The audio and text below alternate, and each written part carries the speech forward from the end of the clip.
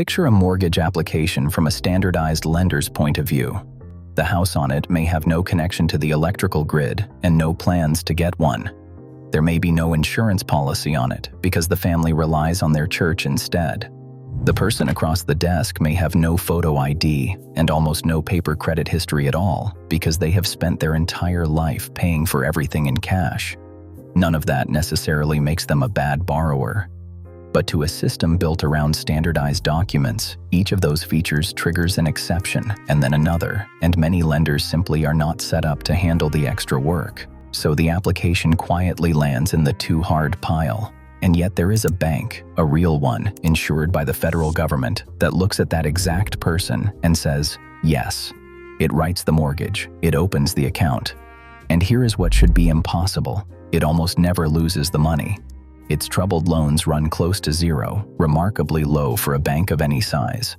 That bank sits in a village actually named Bird in Hand, in the heart of Pennsylvania Amish country.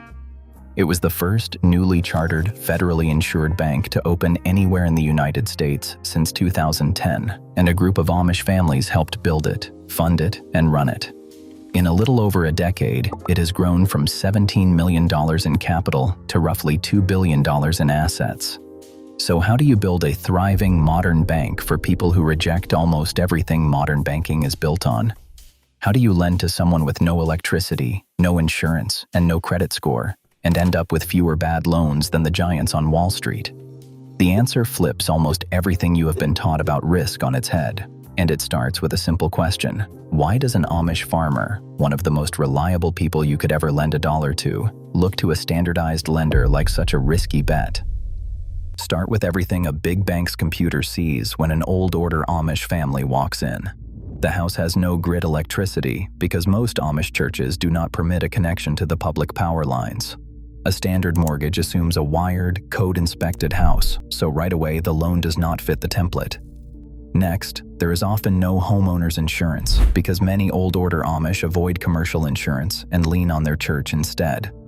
Almost every ordinary mortgage in America requires an insurance policy on the property, so that becomes a second sticking point. Then comes identification.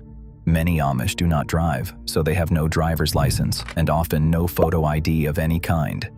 And finally, there is the credit score, or rather the lack of one.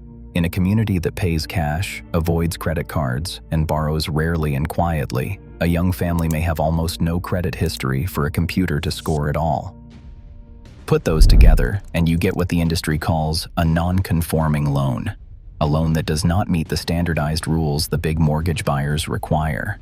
Normally, a local bank writes a mortgage and quickly sells it to a giant institution on the secondary market, which frees up the cash to lend again.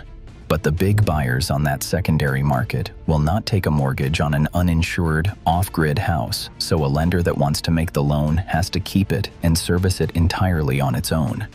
Plenty of banks decide it is simply not worth the trouble.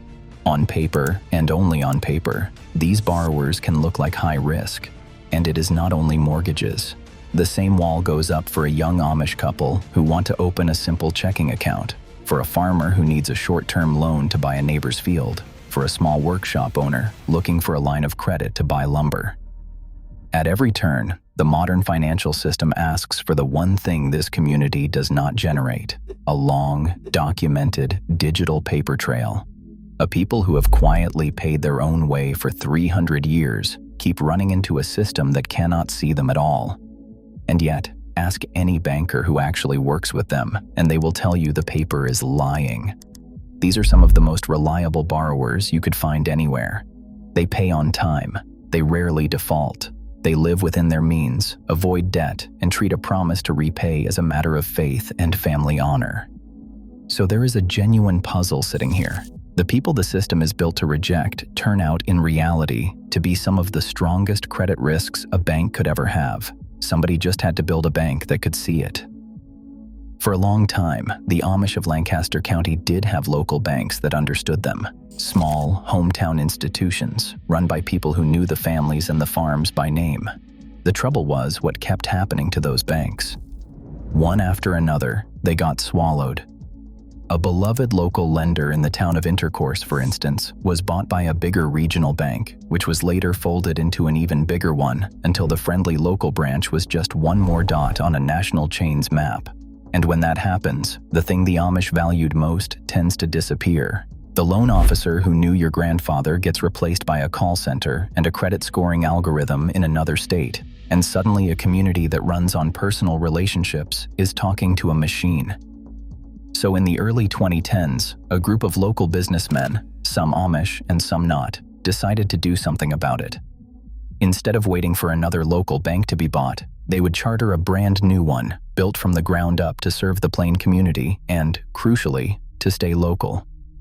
Stephen Nolt, a scholar of Amish life at Elizabethtown College, has pointed out that watching a trusted local bank vanish into a national chain was a big part of what drove them to start their own. That was a wildly ambitious thing to attempt because the timing looked terrible. It was just a few years after the 2008 financial crisis. The economy was still weak, interest rates were near zero, demand for new banks had dried up, and a sweeping new law called Dodd-Frank had piled heavy compliance costs on top. For years, almost nobody started a bank at all. And yet in December of 2013, the Bank of Bird in Hand opened its doors, the first newly chartered federally insured bank to open anywhere in the country since 2010, the only one to break through that long freeze. It launched with about $17 million in starting capital, roughly 42% of it from Amish investors, and a founding group of 12 organizers, 5 of whom were Old Order Amish church members. A people famous for horse-drawn buggies had just helped launch the most difficult thing to start in all of American finance. And these were not Wall Street financiers. The founding organizers were local tradespeople and professionals, a man who built storage sheds, an accountant, a concrete contractor, a real estate lawyer, the kind of people who actually knew the community they wanted to serve. They opened with only about $35 million in total assets, a tiny bank by any measure, betting that deep local knowledge could beat sheer size. What they understood, and the big banks had forgotten, is that in a place like Lancaster County, a lender's deepest asset is simply knowing the people it serves. Which brings us to the real magic, the part that actually makes this work. How on earth do you lend money to someone the rest of the banking world calls unbankable? The first trick is portfolio lending. For a mortgage that does not fit secondary market standards, the bank simply keeps the loan on its own balance sheet instead of writing it to please an outside buyer and services it itself. Because it is holding the loan, it has more room to lend on homes and to borrowers a conforming lender would turn away. That flexibility does not mean escaping the rules. The bank still has to meet fair lending, safety and soundness, and customer identification requirements like any other bank. What regulators have done is let it use workable alternatives where the rules leave room, from how it verifies a customer's identity to how it treats the community's own mutual aid arrangements. The second trick is even older, and it is the heart of the whole thing. The bank does the ordinary underwriting any bank does. It looks at income, at collateral, at the ability to repay, and at a credit report where one exists. But it adds something a national algorithm cannot reproduce: deep, first-hand knowledge of the borrower, the family, the farm, and the reputation, the decades of prompt payments to the feed store and the hardware store. As one Amish customer put it to a local reporter, the credit check does not mean much because the bank already knows exactly who he is. And when a customer has no photo ID at all, the bank has a remarkable, federally accepted substitute. It reaches for an Amish church directory, a printed book that lists the members of each church district by name, birth date, family, and occupation, and uses that to confirm the person is who they say they are. Other Lancaster lenders have worked out their own accommodations too. M&T Bank, for one, has accepted a letter from an Amish bishop. Bill O'Brien, the bank's chief lending officer, describes the whole philosophy in 2 words: simple capitalism. Simple loans, simple lines of credit, a simple checking account, without the mountains of paperwork a big bank would demand. He tells a story about a farmer who needed a modest loan for a new barn, where a national bank would have insisted on a full, expensive appraisal of the entire farm before lending a dime. O'Brien did not need it. He knew the land, and he knew the man. As he put it, bankers sometimes lack imagination. This bank made its imagination the whole business model. That flexibility runs right through the loan book. The bank offers plain adjustable rate mortgages in 3, 5, and 7-year terms, and it built its home lending program specifically to help people who have no established credit or who have been self-employed for only a year or two, the exact borrowers a national lender's software rejects on site. Where a big bank sees a blank credit file and stops cold, this bank sees a family it has watched pay cash for a decade, and it keeps going. But there is one more piece, and it is the piece that turns this from a charming story into a genuinely brilliant one. Because you might be thinking that lending to people with no insurance and no safety net sounds reckless. It would be if they truly had nothing to fall back on. They do. It is just not the kind of safety net a bank's computer can see. Many old-order Amish avoid commercial insurance and most government programs, but they are not gambling with their futures. Instead, they self-insure through the church. When an Amish barn burns down or a storm flattens a house, the community rebuilds it. Some of that is informal, the famous barn raising, where hundreds of neighbors show up and put up a new barn in a single day.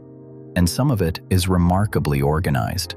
Groups like the Amish Aid Society function like a homegrown insurance plan, spreading the cost of a catastrophic loss across all the participating families, so no single household is wiped out. It works a little like a homemade insurance company with no profit motive. When disaster strikes one family, the cost is assessed across everyone in the plan, a small amount per member, and the money is simply there. This is also why the Amish are famous among lenders as prized borrowers. They pay early, they carry little debt, and they treat repaying a loan as a moral duty, not merely a legal one. There is a separate aid network, founded back in 1969, for major medical bills. Self-employed Amish are even exempt from Social Security under a law dating to 1965, precisely because the community formally takes responsibility for caring for its own elderly and disabled. So look again at that supposedly risky borrower. Behind them is not a void. Behind them is one of the strongest support systems in America, an entire community bound by faith and honor that steps in when a household runs into trouble. The author Eric Wesner put it well. Even if an individual family's loan hits a rough patch, he said, there is a community behind it, almost like a backstop. That support can sharply reduce the damage when things go wrong, and it is a big part of why this bank barely loses a cent. It is not something a lawyer could seize or an algorithm could measure, but it is real, and it matters. The numbers are almost hard to believe. In a 2021 interview, O'Brien said he had never taken a loss on an Amish loan. At the end of 2025, out of well over $1 billion in loans, only about $3 million worth were non-current, less than 0.2%, and the bank owned no foreclosed real estate at all. By the standard industry measures of troubled assets, its numbers are among the cleanest anywhere. In its very first year, demand was so strong that it made $60 million in loans, and O'Brien joked that if there had been 2 of him, the bank could have done even more. If you are finding this as strange and satisfying as it is unlikely, and you want to see how far the bank took the idea, subscribing is the way to catch the next part. Because the next thing they built is a bank branch that comes to you, by road, powered by a diesel engine, chasing customers who travel by horse. Here is the problem the bank faced once it was up and running. Its customers are spread across the countryside, many of them without cars, and for an Amish family, a simple trip to the bank is a real undertaking. As the bank's leaders like to point out, you have to hitch up the horse, climb into the buggy, and drive it, sometimes for miles. So instead of asking a horse and buggy community to come to the bank decided to go to them. They built mobile branches, full little banks on wheels, and gave them a name that fits the community perfectly, the Geld bus. Geld is the Pennsylvania Dutch word for money, so it is, quite literally, the money bus. The bank now runs a fleet of 4 of them. Each bus has a teller window, an ATM, and a small counter where an Amish customer can walk in off a country road and open an account, apply for a loan, or make a deposit. The buses were even named in honor of O'Brien, who is affectionately known around the bank as the Gelt Chappie, the money man. The first one rolled out in 2018, and the fleet has grown and been upgraded since into large, road-going units kitted out to do almost anything a fixed branch can. They have become such a distinctive sight that when the president of the Federal Reserve Bank of Philadelphia came to visit, the bank took her for a tour aboard one. And these buses do not just park in town squares. They drive out to where the plain community actually gathers and does business, pulling up at hardware stores, sawmills, greenhouses, and the big open-air produce auctions where whole settlements come to sell their crops. The bank's chief executive, Lori Maley, described the logic simply. "We get to them," she said, "when they can't always get to us." She even calls the Gelt bus a kind of tuning fork. When a bus keeps drawing crowds in a particular area, it tells the bank exactly where it should think about building its next permanent branch. So did this whole unlikely experiment actually work? Spectacularly. The bank opened in 2013 with around $35 million in assets. By 2026, it had grown to roughly $1.9 billion, more than 50 times its opening size, and it did it almost entirely on its own steam, without buying up other banks along the way. After a few lean startup years, it turned its first profit in 2016, earning about $693,000 that year, and it has been profitable ever since. By 2024, it was earning more than $8 million a year. It called 2025 a record year, and it has grown comfortable enough to keep raising the dividend it pays its shareholders, many of whom are the same Amish families who put up the original stake. It now runs 9 brick-and-mortar branches across 4 Pennsylvania counties, plus that fleet of Gelt buses, whose scheduled stops reach into still more of the state. The recognition has followed. In 2025, the trade publication American Banker named it one of the best banks in the country to work for. Independent raters have repeatedly flagged its financial strength. It has earned the top 5-star rating from Bauer Financial and has ranked among the healthiest banks in the country on deposit accounts. And that same year, the bank became the subject of an academic case study written by 2 business school professors, later featured in a Harvard publication on purpose-driven business, held up as an example of how a clear sense of purpose can become a company's single greatest competitive advantage. A bank built for a people who end formal schooling in the 8th grade is now being studied at some of the most famous business schools on earth. Now, it is worth clearing up a couple of myths, because a story this good tends to get exaggerated. The Bank of Bird in Hand is not the only bank that serves the Amish. Several others, including Univest and M&T, have built their own accommodations for plain customers, and there are Amish-friendly banks and credit unions in states like Ohio and Wisconsin, some offering what they cheerfully call horse and buggy loans. It is also not purely an Amish-owned institution. It was founded and funded by both Amish and non-Amish investors, and while a large share of its customers are Amish or Old Order Mennonite, estimated by its own executives over the years at anywhere from about 40 to 70%, depending on who is counting and when, plenty of ordinary Lancaster County farmers and families bank there too. And one more thing, so the picture stays honest. This is a Pennsylvania community bank. It lends to Amish families to buy farms, build homes, and start workshops close to home within Pennsylvania. It is not some national fund bankrolling Amish families as they migrate to Kentucky or Missouri. It is a local bank doing local lending extremely well. That, if anything, makes what it has pulled off more impressive. Which brings us back to that impossible loan application from the very beginning, and to what this little bank and bird in hand really reveals about the rest of us. Over the last few decades, big banking made a quiet trade. It replaced the messy, personal work of knowing a borrower with something that looked cleaner and scaled better. Paperwork, credit scores, and algorithms. The promise that a number on a screen could tell you who was safe to lend to. And for the giants, that trade mostly made sense. You cannot personally know 50 million customers, so the industry built machines to do the knowing for it. A credit score is really just a bet that your past behavior predicts your future behavior, squeezed into a single number a computer can sort in a fraction of a second. It is fast, it is cheap, and it scales to hundreds of millions of people. For most of modern banking, that trade seemed obviously worth it. But something can get lost in that swap. The number on the screen cannot see a community that will rebuild your barn in a day. It cannot see a family that treats a debt as a sacred promise. It cannot measure honor or faith or the quiet weight of a neighbor's trust.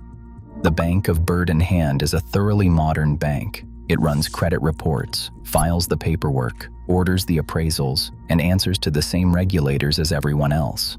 It simply does not stop there. It adds back the thing the industry traded away, actually knowing the person across the desk, and on the one measure that matters most in all of banking, whether the money comes back, that extra knowledge shows up in the results. So the real lesson of the Amish bank is not really about the Amish at all, and it is not that credit scores are useless. It is that standardized data can miss what a good local lender is able to see. A borrower who looks awkward to a computer can, once someone understands the whole picture, turn out to be an exceptionally strong bet. Long before there were credit scores, the thing that made banking work was trust. A group of Amish families just built a nearly $2 billion reminder that it still counts.